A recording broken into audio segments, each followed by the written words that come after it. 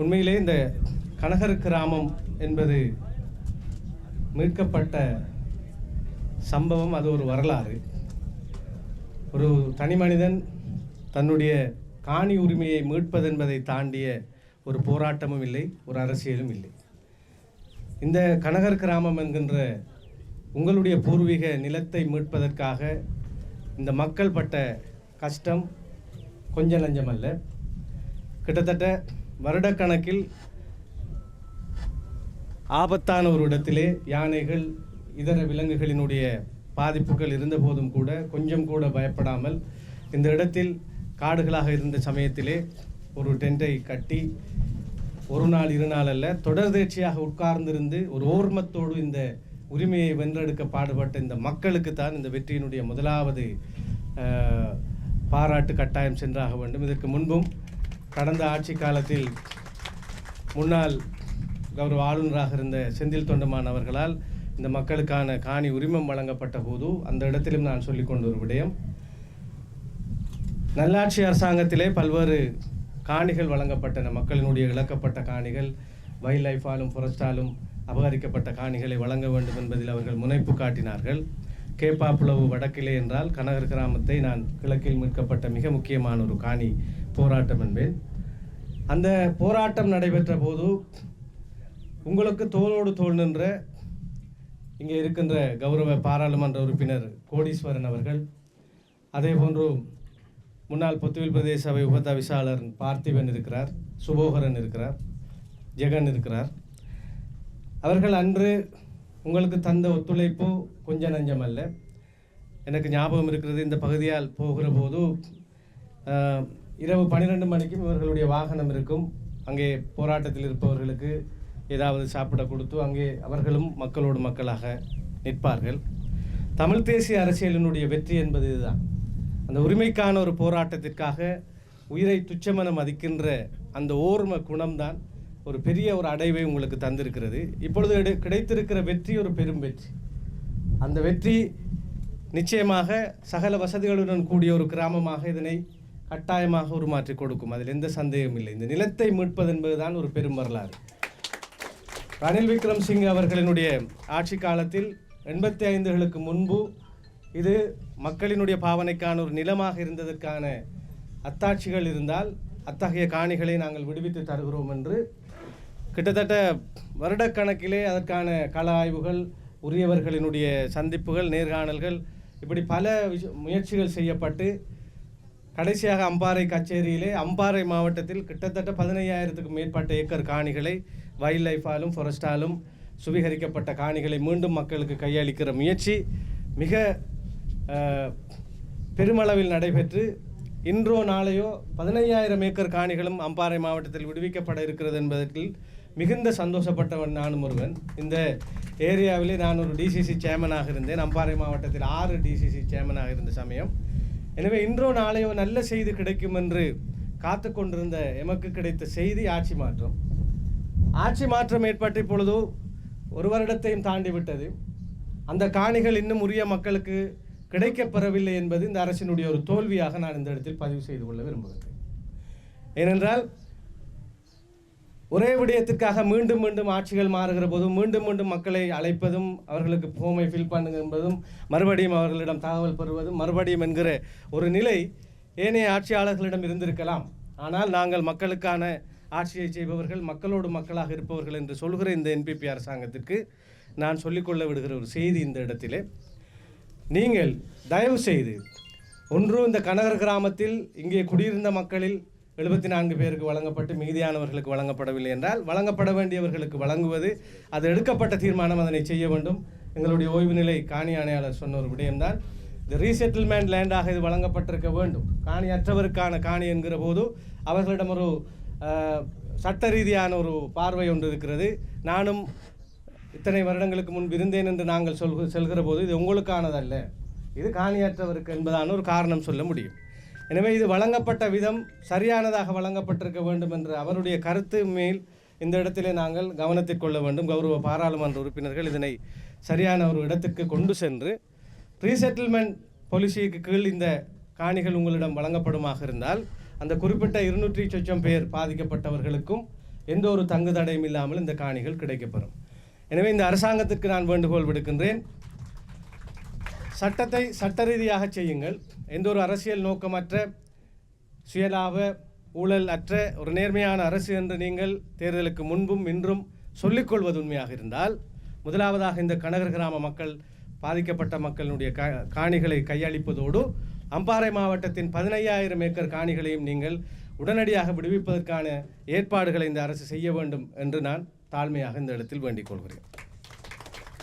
எனவே இந்த நிகழ்வில் இந்த விடயத்தை அடைவதற்காக பாடுபட்ட அனைத்து அரசியல்வாதிகளுக்கும் நான் இந்த இடத்தில் என்னுடைய கௌரவமான நன்றி அறிதலை தெரிவித்துக் கொள்கின்றேன். நானும் ஸ்ரீலங்கா முஸ்லீம் காங்கிரசினுடைய தேசிய இளைஞர் அமைப்பாளராகவும் இருக்கின்றேன், தவிசாளராக இருக்கிற அதே சமயம் தமிழ் தேசிய கூட்டமைப்புக்கும் ஸ்ரீலங்கா முஸ்லீம் காங்கிரஸுக்கும் இடையிலே மிக நீண்ட இறுக்கமான ஒரு உறவு இருக்கிறது.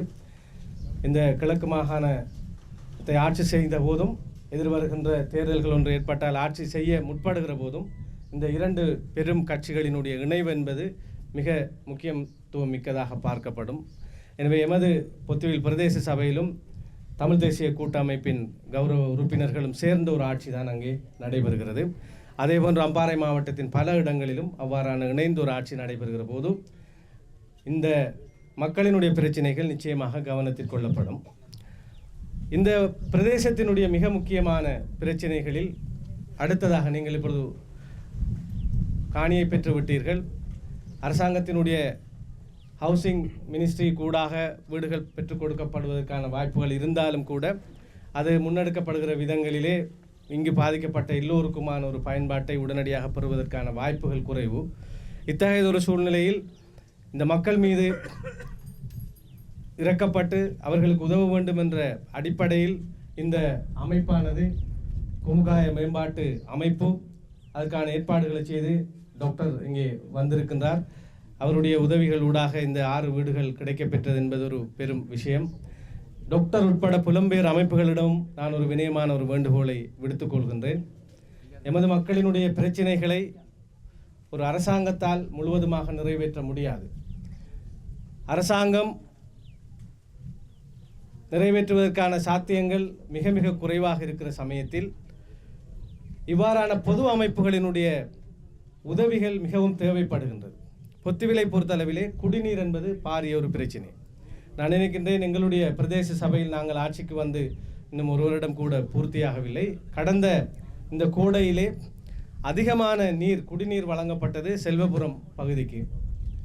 செல்வபுரமாக இருக்கலாம், கனகர் கிராமமாக இருக்கலாம், ஒருக்காமலையாக இருக்கலாம், ஹிதாயபுரம், ஆரம் நகர் என்று பல இடங்கள் இந்த குடிநீர் பிரச்சனையால் வாடுகின்ற இடங்கள்.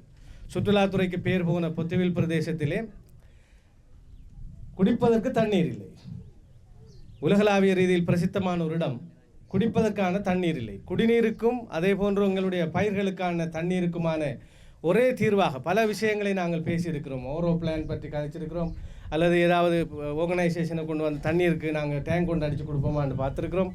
எந்த முயற்சிகள் செய்தாலும் பூரணமாக அதிலே ஒரு பயனை பெற முடியாத அளவிற்கான ஒரு நில அமைப்பை நாம் கொண்டிருக்கிறோம். நாம் அது ஆரம்பத்தில் அவ்வாறு இருக்கவில்லை. எப்படி இந்த பொத்துவில் பூமியினுடைய நிலக்கீழ் நீர் வற்றி போனது என்பது பற்றி ஒரு பெரும் ஆய்வு செய்ய வேண்டியிருக்கிறது. அதை தவிர இந்த பிரதேசத்திலே நான் அண்மை காலமாக சுகாதாரம் சார்ந்த வைத்திய அதிகாரிகளோடு பேசுகிற போது சில விடயங்களை கண்டுகொள்ள கிடைத்தது. பொத்துவில் பிரதேசத்திலிருந்து அதிகமாக கேன்சர் பேஷண்ட்கள் உருவாகி வருகிறார். வெற்றிக்குளவில் போய் பார்த்தால் பெரும்பாலும் பொத்துவில் பேஷண்ட், யாருக்கும் சொல்கிறதில்லை, அவங்களா போய் ட்ரீட்மெண்ட் எடுத்துக்கிட்டு இருக்கிறாங்க.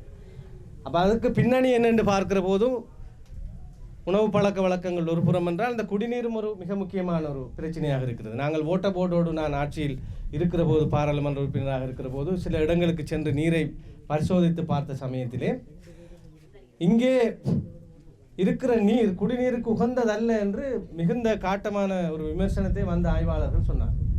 எனவே இந்த குடிநீர் ஒரு பாரிய பிரச்சனையாக இங்கே இருக்கிறது.